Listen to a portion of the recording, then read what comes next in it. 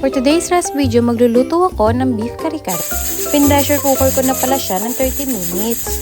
Ito ang mga ingredients ko guys. Beef, talong, bok choy, sitaw, bawang, sibuyas, peanut butter, atsuete at cornstarch.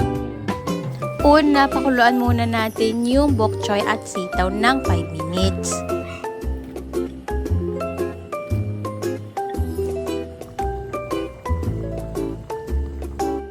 Pag okay na guys, iset aside muna natin siya.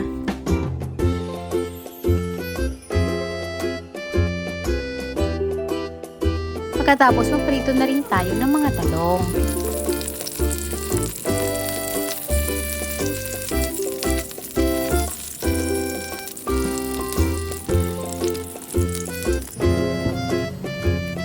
Ayan, luto na. Iset aside din natin yung mga talong. Sa mainit na mantika, naglagay ako ng atsuete. Igisa lang natin siya sa mantika guys para lumabas yung kulay niya.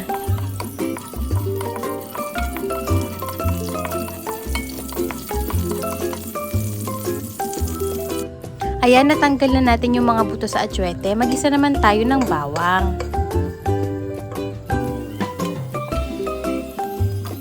Ilagay na rin natin ang sibuyas.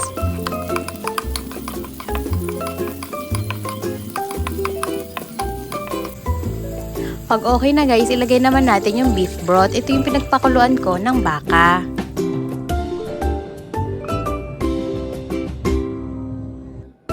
Tapos isunod na rin natin ilagay yung mga beef shank.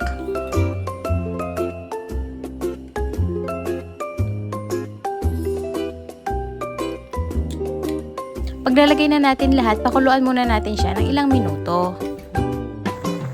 Ayan, pag napakuluan na natin siya ng ilang minuto guys, lagyan na natin ng peanut butter.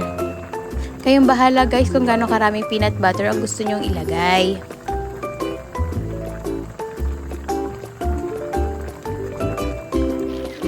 Pagkatapos, halu-haluin natin yung peanut butter.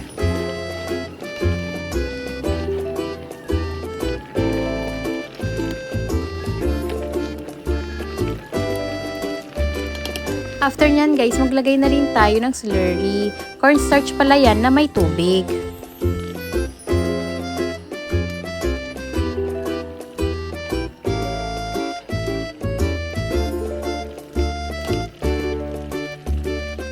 Ayan guys, luto na. Grabe, sobrang sarap nito. Promise! Siguradong mapapa-unrice ka na naman sa sobrang sarap. Tara, mag-plating na tayo. Ito na pala yung finished product guys. Mas masarap pag may kapartner na bagoong alamang.